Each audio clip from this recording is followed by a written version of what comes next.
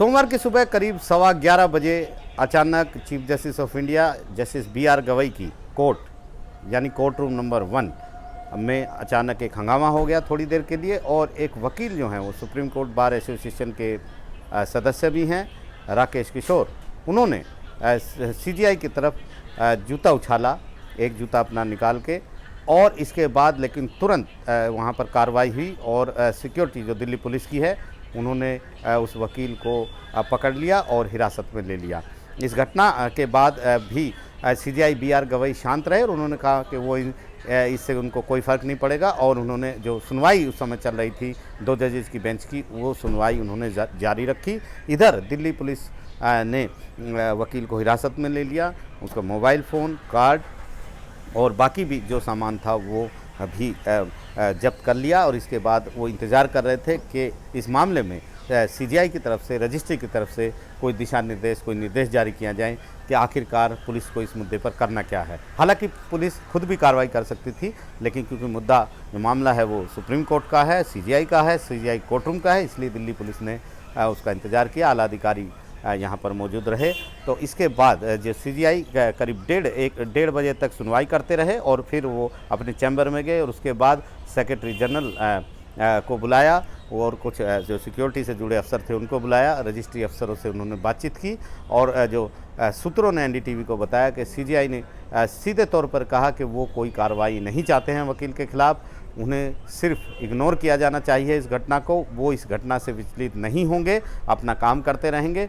और CJI ने ये भी डायरेक्शन दिया कि दिल्ली पुलिस को कहा जाए कि जो वकील है राकेश किशोर, उसको रिहा कर दिया जाए, उनका जूता भी वापस दिया जाए, सारा सामान उनको वापस दे दिया जाए। इसके तुरंत बाद जो रजिस्ट्री है उसने इसकी सूचना दिल्ली पुलिस को दी और दिल्ली पुलिस के जो अधिकारी थे उन्होंने ये सारा सामान उनको लौटा दिया। जूता भी, जो एक जूता उन्होंने फेंका था वो जूता भी वापस कर दिया गया। उनका मोबाइल फ़ोन, SCBA का कार्ड, आधार कार्ड समेत सारा सामान उनको वापस कर दिया गया और इसके बाद उन्हें वहाँ से छोड़ दिया गया। जाहिर है बड़ी घटना हुई है, बहुत सारे चारों तरफ से इस घटना की निंदा हो रही है।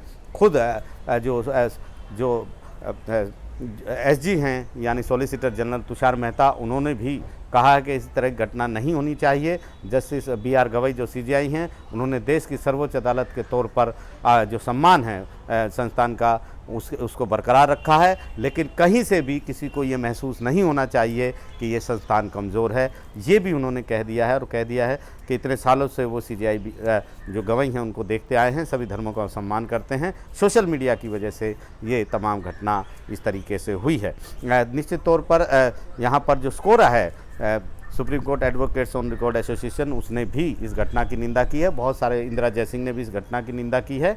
लेकिन CJI B.R. गवई ने अपने संस्थान, सबसे बड़ी देश की सबसे बड़ी अदालत की गरिमा और सम्मान को बरकरार रखते हुए ये फैसला लिया कि ये जो संस्था है न्यायपालिका, वो हमेशा उदारवादी जो दृष्टिकोण रखती है और उसी के तहत उन्होंने जो वकील है उसको छोड़ने का आदेश दे दिया। निश्चित तौर पर इस घटना की बहुत चर्चा हुई, लेकिन यहाँ पर ये एक काफ़ी सोचने वाली बात है कि जो कट्टरता है, क्योंकि यहाँ पर ये जब घटना हुई, जब पुलिस वकील को कोर्ट रूम से बाहर ला रही थी तो वो नारा लगा रहे थे कि सनातन का अपमान नहीं सहेगा हिंदुस्तान। तो कहीं ना कहीं इस घटना को उस घटना से जोड़कर देखा जा सकता है कि जब खजुराहो के एक मंदिर में भगवान विष्णु की मूर्ति को लेकर एक मामला आया था और CJI ने कुछ टिप्पणियां की थी, तो जिसमें ये कहा गया था कि वो ये कह रहे थे कि अगर आप भगवान के विष्णु के इतने बड़े भक्त हैं तो आप भगवान के पास जाइए, उन्हीं से प्रार्थना कीजिए, भगवान विष्णु ही कुछ करेंगे।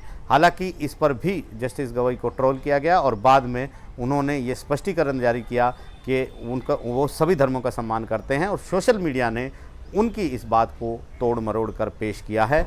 सॉलिसिटर जनरल तुषार मेहता ने भी उनका समर्थन किया और कहा कि सोशल मीडिया कई सालों से इसी तरह से काम करता आया है और वो तथ्यों को, बयानों को तोड़ मरोड़ कर पेश करता है, जिस पर लगाम लगाने की ज़रूरत है। उस समय कपिल सिब्बल जो वरिष्ठ वकील हैं वो भी थे, उन्होंने भी कहा कि हमें भी कई सालों से ये कष्ट है। तो निश्चित तौर पर ये सीधे सीधे घटना उसी ओर जाती है और बहरहाल इस मुद्दे को CJI गवई ने शांत कर दिया है और वकील को दिल्ली पुलिस ने रिहा कर दिया है। नई दिल्ली से आशीष भार्गव, NDTV इंडिया।